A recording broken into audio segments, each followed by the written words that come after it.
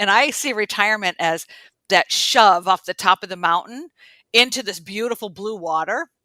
And as you're going down, it might take, I don't know, 4 seconds. And it's an infinite amount of time to think, oh my God, what have I just done?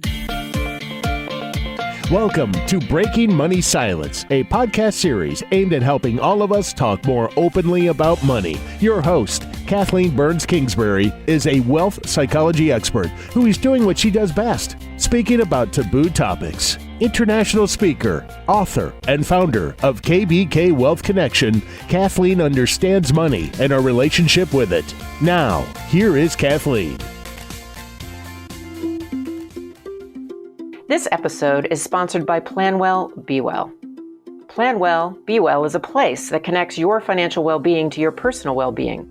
It's a place to inspire and learn, to define your aspirations, to begin articulating what well-being looks like for you, and a place to provide the financial tools needed to achieve your financial goals and live your intended life. Because when you plan well, you can be well, now and in the future. To learn more, visit planwellbewell.com. Today on the Breaking Money Silence podcast, we have a special guest. She is a friend, colleague of mine, Marcia Mantell. She has over 30 years of experience helping the country's foremost financial services firms and advisors increase their knowledge of complex retirement concepts.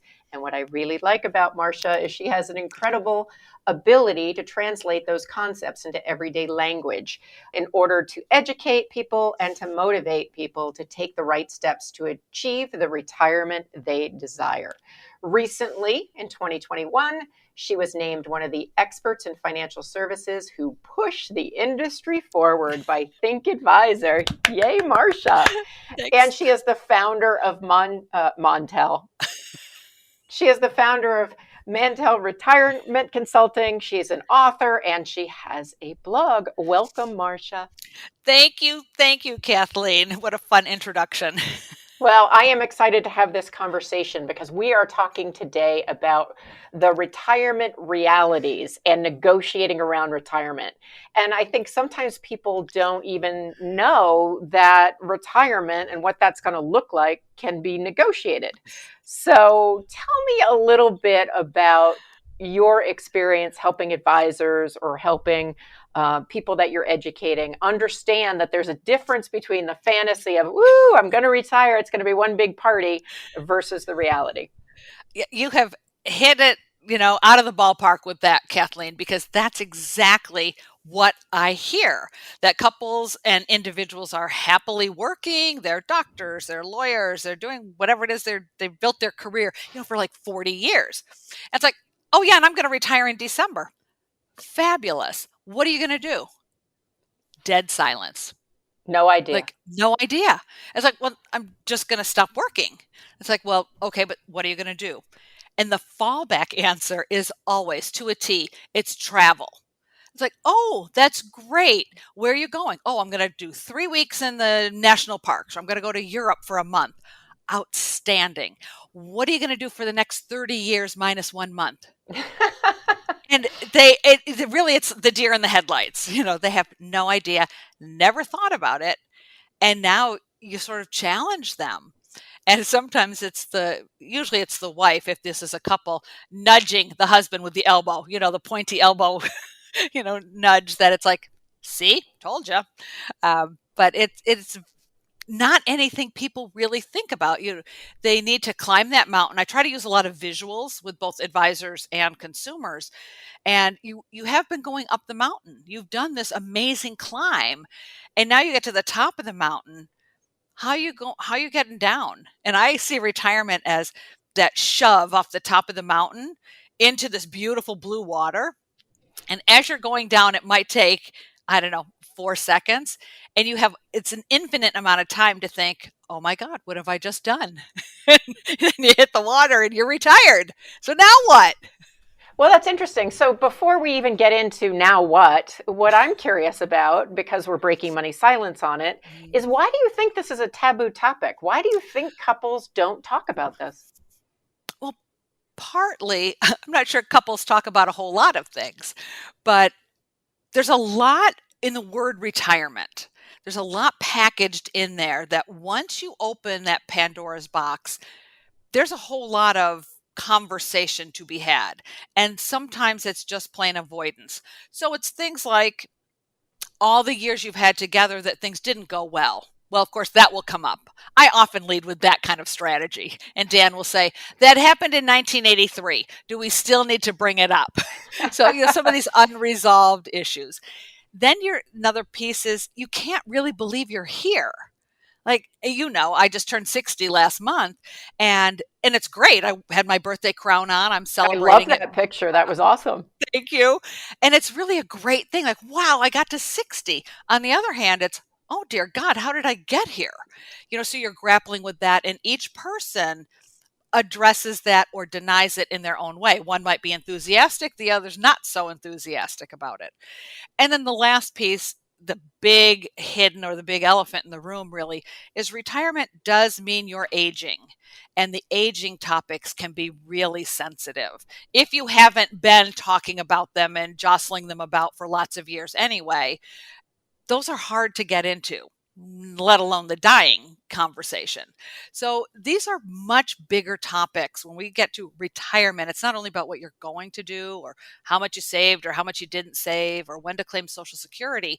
All those come in too. Those are real tactical things. But now you move into that emotional realm. And I think it's very hard for some couples, especially if they spent most of their marriage separate, not in a bad way. It's just he built his career, she built her career, and now you're coming together to talk about really personal things that aren't the kids, the puppies, and the kitties. So it's a new territory that we're not always prepared for. Right. And I think you really address some of the things that are taboo, the death and dying, certainly. Hopefully that won't happen right out of the gate in retirement, but it's certainly part of the conversation, as well as just coming together and creating a new reality. And that can be exciting, but often when we're creating something new and transitioning, there's some bumps in the road. So what are the conversations that you encourage people to have? And I say people, not couples, because anybody who's listening in that's not in a relationship, you should still be considering these things and still have a conversation, maybe with an advisor or a trusted friend, to kind of work some of this stuff through. Yeah, these conversations are super important. You need to have them, whatever means you have and whomever you want to talk to about this. One thing I will say about those of us on the cusp of retiring now, and even pretty much all the baby boomers, those who are even older than I am, we don't have role models to follow. It's really much easier if you have someone, oh, my parents did it this way or whatever. That was such a different era that we don't have that to be our starting point. So this is truly a blank slate. So some of the questions that I encourage advisors to get comfortable talking to their clients about are, what do you want to do? So whoever the individual is, and if it's part of a couple, there's a he and a she, or a she and a she, or a he and a he. Each individual, what do they want to do for this back half, this second chapter, this third chapter, whatever you want to call retirement? But then it's, what do you want to do together? And those are two very different questions, and you'll get very different answers. Now, one of the things I just loved, a number of years ago, I came across a study that Fidelity Investments had done. And with spouses in particular, they were talking about who wants to spend more time together in retirement, because there's a lot of this togetherness idea, the myth or the fantasy, as you called it. And the results were that 60% of men wanted to spend more time with their spouse, but only 43% of women wanted to do the same. I was gonna guess that, because in my own relationship, and I have a great marriage. I love my husband. Yes. But there are times where I'm like, okay, this was a lot of togetherness. Like, I could use a night out with the girlfriends, or I could, I haven't taken a business trip in forever because of the pandemic. I could use an overnight business trip just to have some down and alone time. And again, this is a good marriage. Yes, so I think that's such a great question. Is like, where are you going to spend time? Who are you going to spend time with? And what's that going to look like? And so this isn't just for advisors, although it applies, coaching other people. This is also for you listening, saying, this is something I really need to think about and eventually talk to my partner about. It really is. There are two quick stories I have for you on this front that I think illustrate it really well. There were a number of years ago, I met a couple after doing a presentation about getting ready to make this transition into retirement. And they came up and were asking me some questions. So I said to them, they looked quite young. And I said, well, when are you thinking of retiring? And he said, well, we're retired. Turns out he was a pilot. He got caught up in one of those situations at one point when whatever airline was downsizing. So the older pilots got this early buyout. I said, oh my gosh, that's great. How's it going? And he's standing there with his wife and they look at each other and she says, I was a flight attendant. He was a pilot. We got married for 4 days on, 3 days off. It's like this, you know, 24/7 is not working for us. So they were very honest and upfront, like that's a huge change. And even if it wasn't 4 days off, or for you and me, we used to travel when we could travel, and you got 2 or 3 days away. It's even if it's just 8 to 5, you have your thing and he has his thing, so it's very different in that retirement realm. So that's a big piece of what we have to face. And it often comes at you really fast, especially if in this era, if you're taking early retirement packages that are offered, or if your company's downsizing or whatnot. But there's this one other woman whose husband was a physician, and they spent their entire marriage. She raised the 5 kids and did some teaching. He's a physician. So they had very different schedules and very different, time together. And I asked him, when is he thinking about retiring? Being a physician's a really demanding job. And she answered for him, saying, when he figures out a hobby, because he is not going to sit in my kitchen all day. So there, it's like, that was just so real to me. Like, oh yeah, where is he going to go? He didn't know either. So. Well, and we're laughing and giggling about it, but I have watched a lot of my friends retire, and certainly talk not as much as you do professionally, but a little bit about this. And I do think that it's worth thinking it through. And even if you don't 100% know, at least you are planning for the fact that whatever we try, first of all, it's okay to not be together 100%.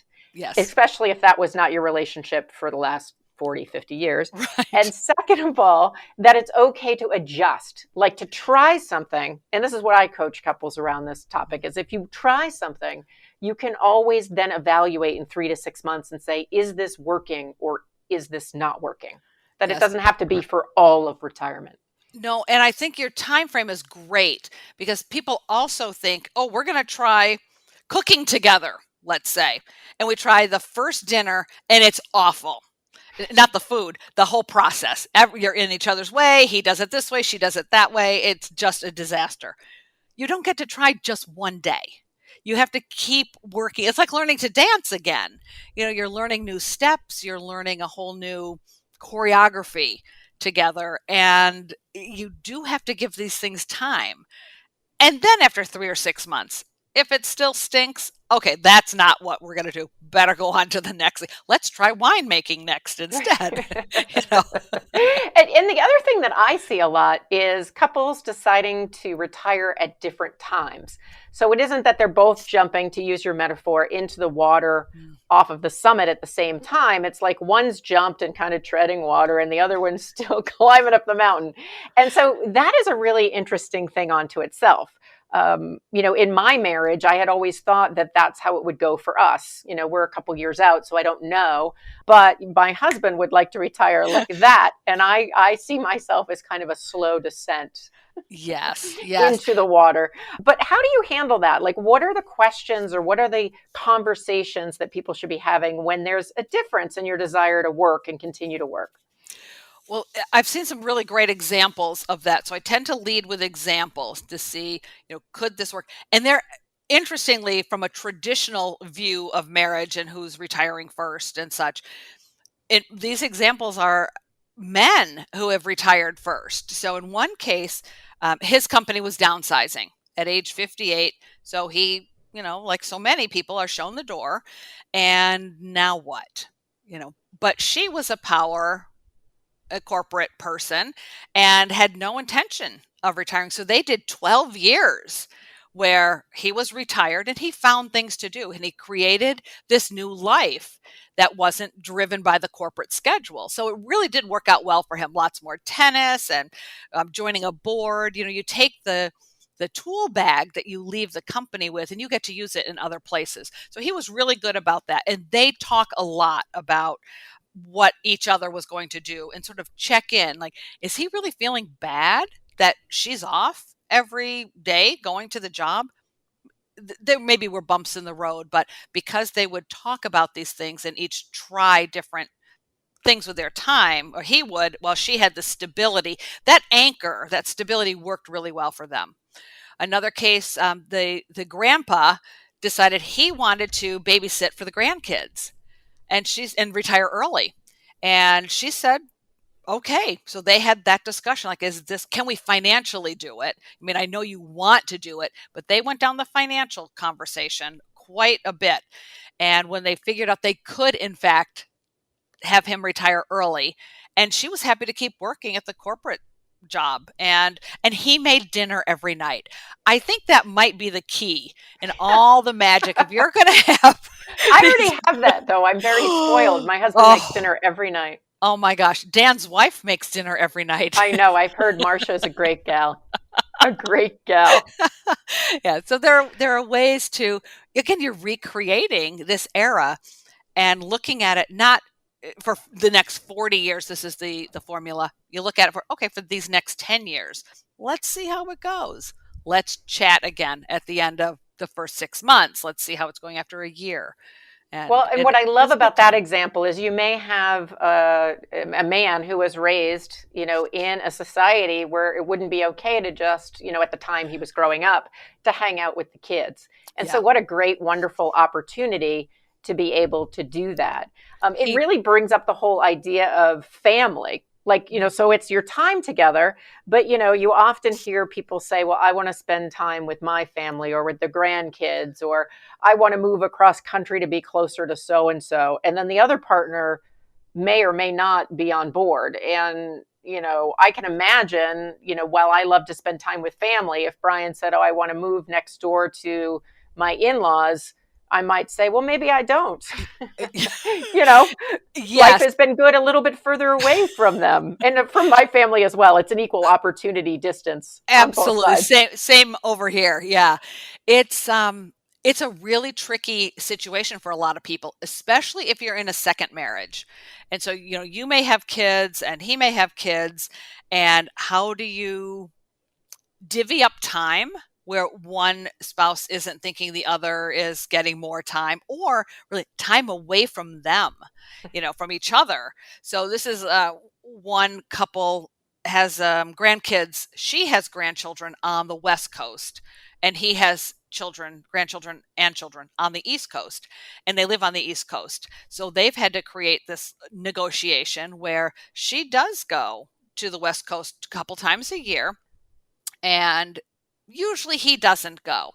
But the trade-off is then she agrees to do a more adventurous, like a 3-week big adventure tour that he wants. Yep. And they have really made this work, that partly some time away from each other, back to that, is still good for most couples.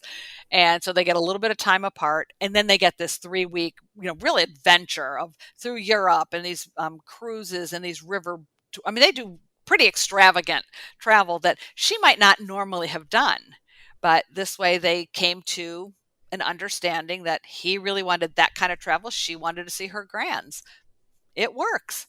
Well, and what you're talking about is the idea of actually negotiating. So looking at what each individual person wants and then negotiating that. So we're going to take a quick break, but afterwards, we're going to get a little bit more practical about how to start that conversation and what are some of the things you need to keep in mind when you're negotiating your retirement. So we'll be right back. You know that negotiating your fees and getting paid what you're worth is emotional business. And I know how to help you become a rock star negotiator. So I am offering an exclusive group experience, a masterclass on negotiating for a hand-selected group of businesswomen. So if you're highly motivated, career driven, and ready to take a deep dive into your money story and learn how to shift sabotaging beliefs so you can earn more, then this masterclass is for you. I'm taking applications now, and space is limited to 8 kick-ass women. You're going to get individual and group coaching, both facilitated by me, as well as video lessons, handouts, and a bunch of bonuses to help you become the rock star negotiator I know you are. So check it out at breakingmoneysilence.com/negotiating-masterclass and register today. I am here today with Marcia Mantell, and we are talking about negotiating in retirement. It's a juicy topic, and we have a great expert to help us out. Right before the break, we talked about the idea of really looking at how do you negotiate what you want versus what your partner wants, and how to go about doing that. So I'm wondering if we can get into some tips and tools about how to start that conversation. And let's look at it when you're in retirement. So you're listening to this podcast right now, and you're in retirement, and you're thinking, this isn't 100% working. And then in a little bit, we'll talk about if you're leading up to retirement, what are the conversations you might want to have? Kathleen, knowing I was coming on this podcast, I went out online again and did some poking around to find, are there great conversation starters? For a while, there were some companies financial companies in particular, coaching is a different piece of the equation, but financial companies, because so much of this, what I want to do is going to cost money. So you've got to bring the money piece in, another taboo topic for so many. And there's very, very little out there. I was so surprised. There had been some workbooks that you could at least tackle together and say, oh, well, look at, this topic on page 7. Very little. So it comes down to one spouse needs to take that first step, that toe in the water, and sit down. And I always like it over coffee on Sunday morning, when you're not stressed and not running out the door, or wine in the evening, whichever end of the day you're better. And bring up the conversation. Sometimes it's about what someone else did. And that's always a positive way to start a conversation. Oh, Charlie, did you hear my sister and her husband decided to do a 3-week tour in Scotland? Doesn't that sound fun? So if you can, I don't know the technical term, but it's sort of that deflection, or use someone else as the example. To externalize it. So it's not so, I happen to have a psychology background. Well, so you're externalizing it by having a story, or even a workbook externalizes. It's you talking about something outside yourself and your couplehood makes it less risky or emotionally potentially volatile. Yes, because if you don't take that approach, or something that's a positive approach, what you end up with, my experience and observations have been, is that you end up mad. And the person who finally, breaks the dam and has that first conversation, it isn't about, hey, honey, where would you like to travel? It's, you know what? We never get to go anywhere. And all my friends are doing all of these great things, and we're sitting here watching Netflix, and then it's anger. And because the frustration has built up. But one thing I have learned with Dan is, we've been married a long time. He cannot read my mind. And I always thought he could, meaning I would get the gift of my dreams, and we'd go to the vacation of my dreams, and he would just know this. And we had a big blowout fight years and years ago. And finally he said, I can't read your mind.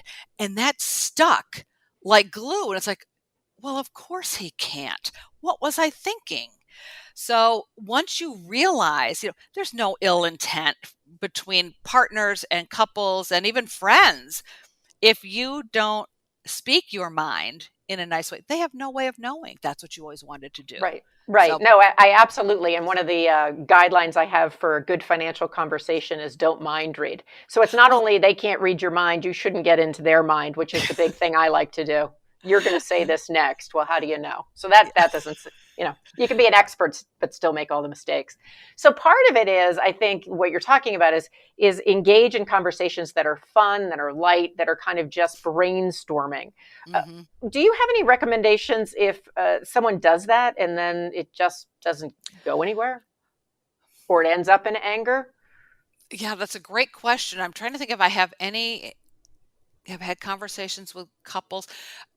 Less that and more around, I'll call it capitulation. That, and I see it with where we're going to live. So, for a lot of people, there's a tremendous emotional tie to their family home. And one partner loves that home. It's where they raise their children. It's, the whole family history is there. And the other wants to go do something else or move somewhere warmer and all of that. And there's often it's just an impasse. And unless you're going to be really extreme and up and leave, I have seen that where they've just split, Yeah. she goes one place and he stayed there the other way around.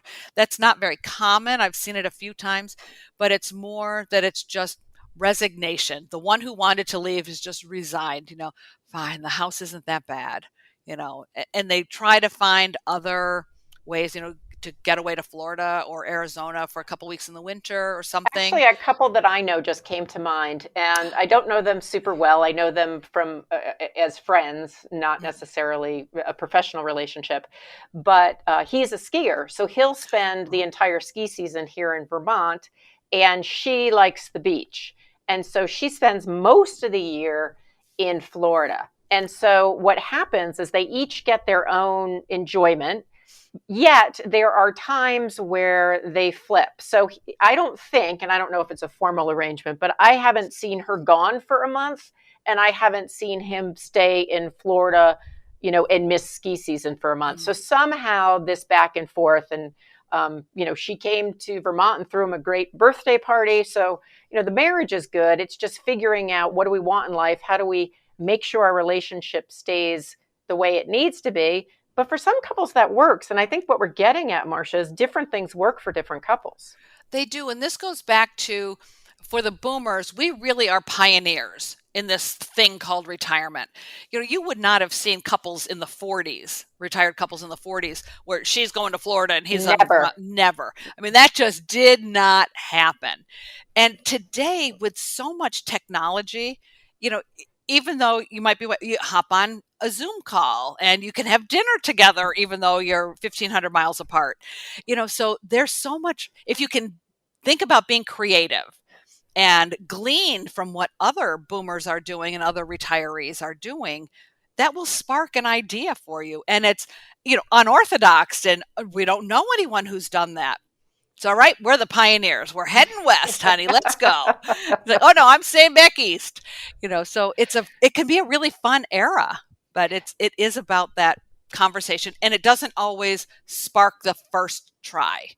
Well, Just that's with any money conversation or any conversation. It's a series of conversations. It's a big stage of your life. Like you said, it's not just one day. It's like could be many, many years, for some people decades. mm-hmm. Now, because of your expertise and also the other stuff that you've shared personally, I'm wondering, when do you think it's the best time to have this negotiation?